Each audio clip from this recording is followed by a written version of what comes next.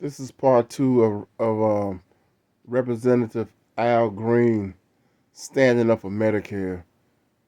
This is part two. I'm Big Brian. I stand with this guy. He's fighting for senior citizens, retirees. He has assaulted verbally.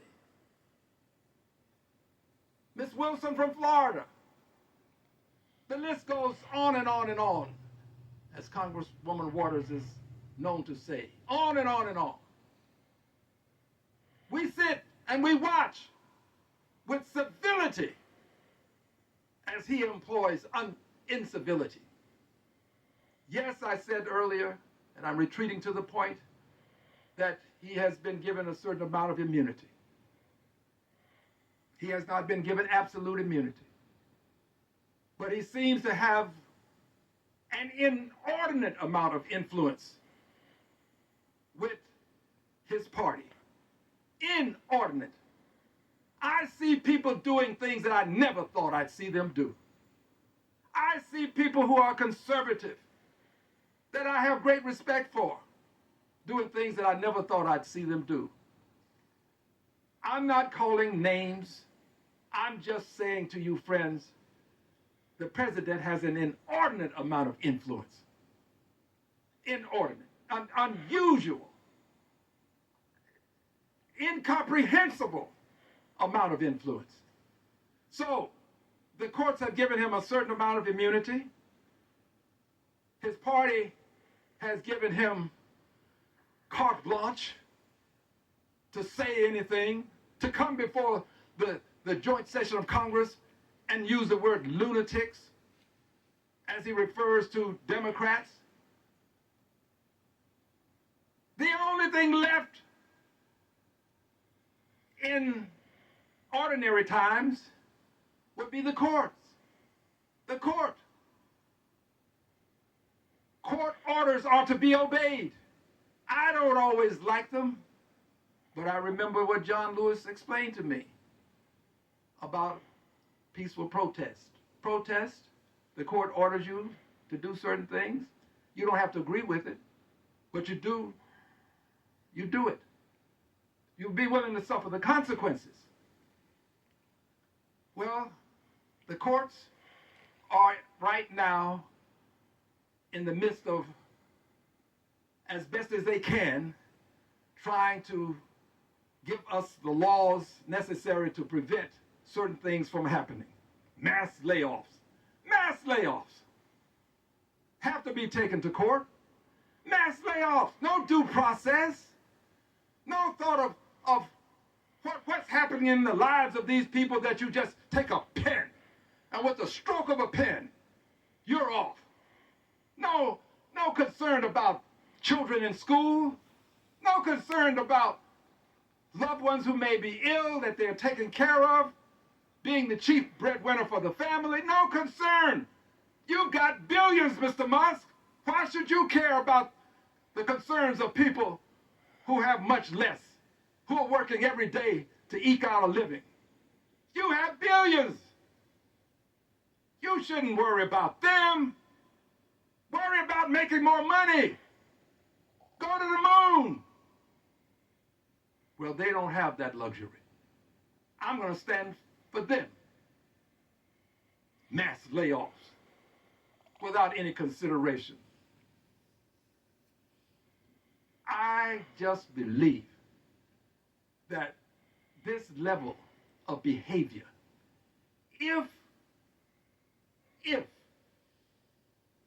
conducted, committed, engaged in by one Barack Hussein Obama, when he was president, if he behaved in this fashion, he would have been impeached.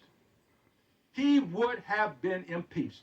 I will go to my grave with this belief. We wouldn't allow these mass layoffs. We wouldn't allow these cuts to veterans, and we wouldn't allow Medicaid and Medicare and Social Security to be on the chopping block. He would have been impeached. And to be very honest I would have voted for the impeachment.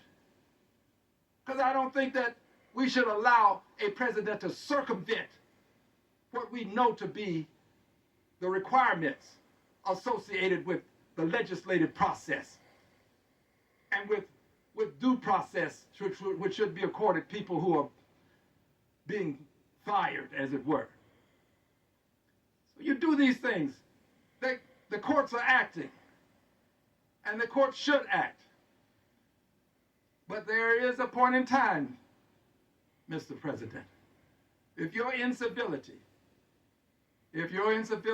allows you to disobey court orders, given that your party has given you carte blanche, given that you believe you have absolute immunity by virtue of what the Supreme Court has accorded you, and you don't have absolute, but I think you believe it.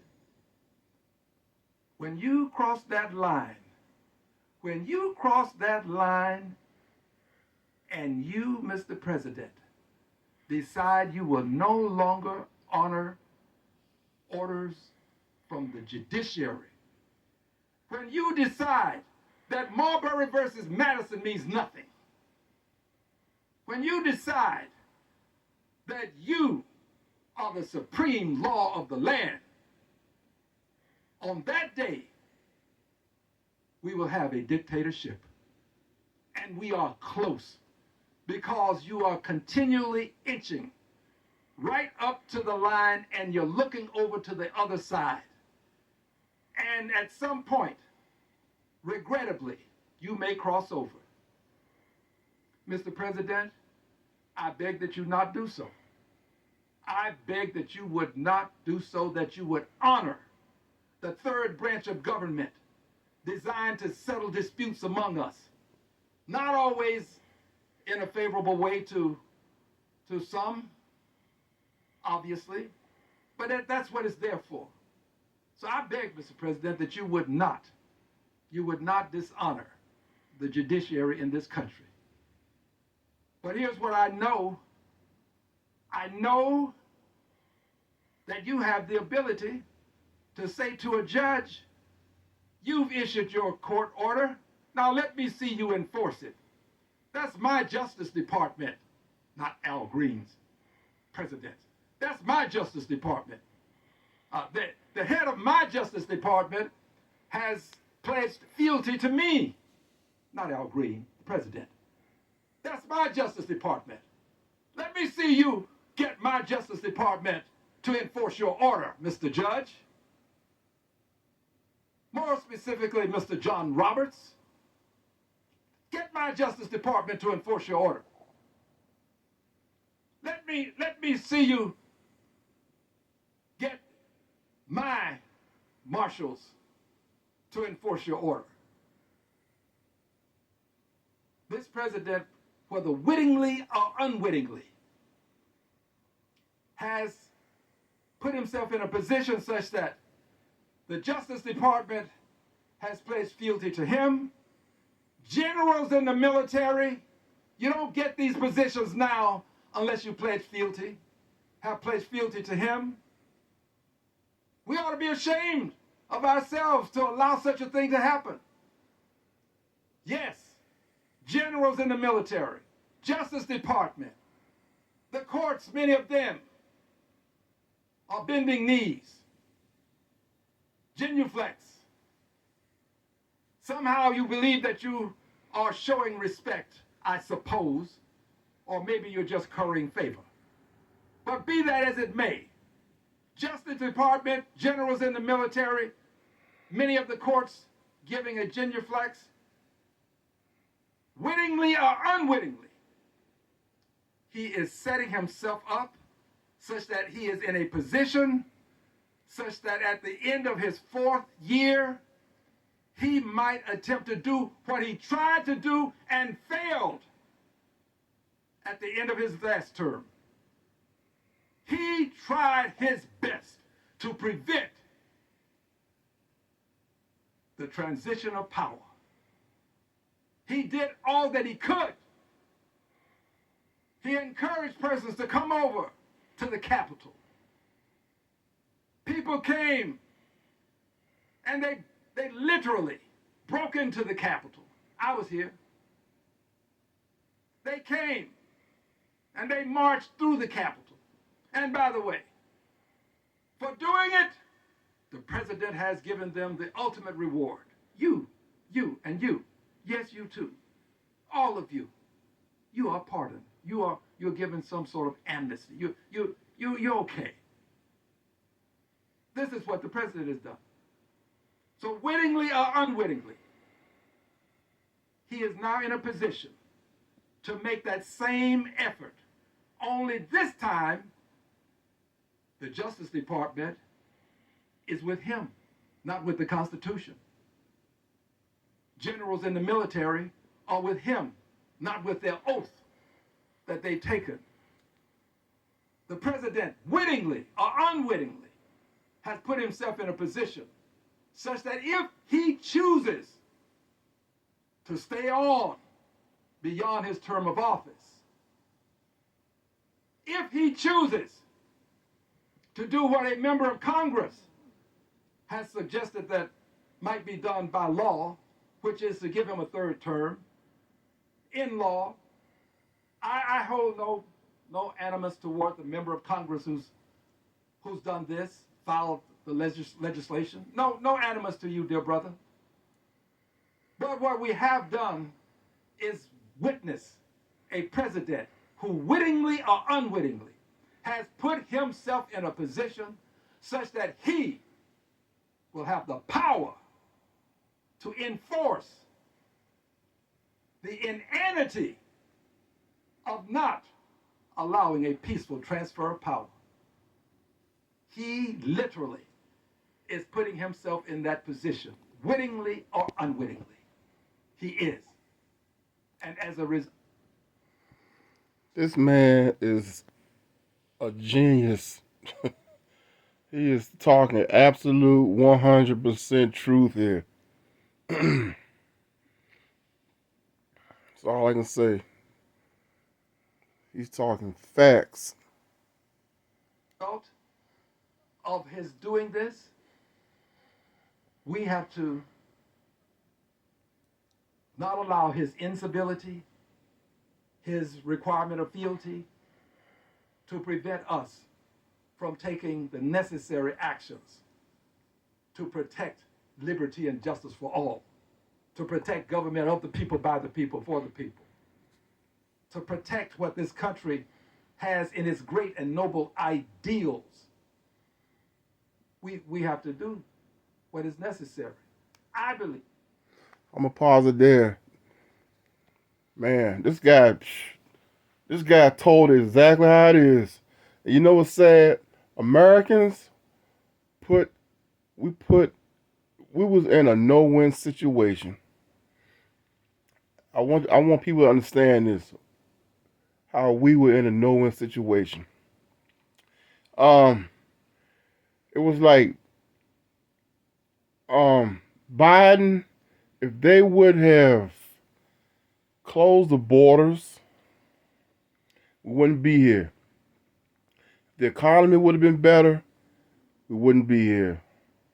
But with all the illegal migrants coming across the land and taking over things, it was like, who are you going to pick, Trump or Biden?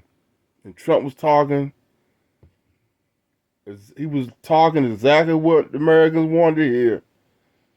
I'm going to get rid of all the illegal migrants. That was the number one thing. And the fact that I still say if Biden would have ran instead of Kamala Harris, it might have been closer if they would have let Biden stay in there. Because I knew Americans weren't going to vote for Kamala. First of all, I'm keeping 100. She was a woman, a minority, so you knew she wasn't going to win. They'd been better off leaving Biden in. But this guy right here is talking facts. And now Donald Trump is setting himself up to be a dictator. He's already sided with Putin. Putin, then joined forces with Russia But I knew that was gonna happen because I knew we was giving too much money. That was the other thing. Biden was giving too much money to Ukraine. That was a third factor. So didn't have a problem with Trump. The only problem we have with Trump is allowing this asshole Elon Musk. Elon Musk don't have no. He should not let Elon Musk do nothing. Nothing. Okay, nothing. First of all, he's a neo-Nazi from South Africa, which is like more racist than Alabama. So he don't have a problem with cutting DEI, diversity programs, and cutting up, laying off government workers. He don't have a problem. Like this man said, Elon Musk is a billionaire, a multi-billionaire, you know. But he need to take his ass back to South Africa. But anyway, I'm done. He need to take his ass back to South Africa, and them goons, them little 20-year-old goons he got, they're like hackers, you know. Some of them guys might even be working for that hacking group that had their face covered up. Some of them guys might have been them hackers. Who knows? Anyway, this guy he's standing up for people that need Medicare, Medicaid, and Social Security. And I seen one guy saying, "Well, I say start saving." How people gonna start saving? People are relying on Social Security. They work their whole life for Social Security. That's that's what that's money they earn. That ain't money that people gave. People on Social Security, they work for that money. That money was for their retirement. And I heard somebody say, "Well, you better start saving now." How can you save? That's all. A lot of people. That's all they have. Social Security to retire with. Okay. Anyway, I'm done. I salute you, Mr. Al Green. Peace out. I hope they don't censor you. Let me see if I can put that on here. Continue with this line of behavior. You may not just simply be indicted. That means impeached. May be more than impeached. There may be a Senate that has the will to live up to the ideals in the Constitution. And when that Senate does so, you will no longer be president. There are 435 cards. Mr. President, I have one of those cards. I have one of them. You are a Goliath. You are a Goliath. You now have control of the Justice Department. You have the generals pledging fealty. You are a Goliath, Mr. President. But there are 435 Davids. 435 Davids. 435 with the power accorded to us by way of the rules of this House to bring articles of impeachment. You may not be impeached the first time, but there's always a second, and there's always a third. And in the end, if you, Mr. President, continue with this behavior, you will be impeached, and I believe that will be the will in the Senate to convict. I'm not threatening anyone. I'm talking about the rules that have been accorded this House, which I happen to be a member of and proud to be a member of, and accorded the Senate. You are a Goliath. But Mr. President, there are Davids among us. Your incivility can no longer be tolerated. It has to be met with righteous indignation and righteous incivility. I yield back the balance of my time.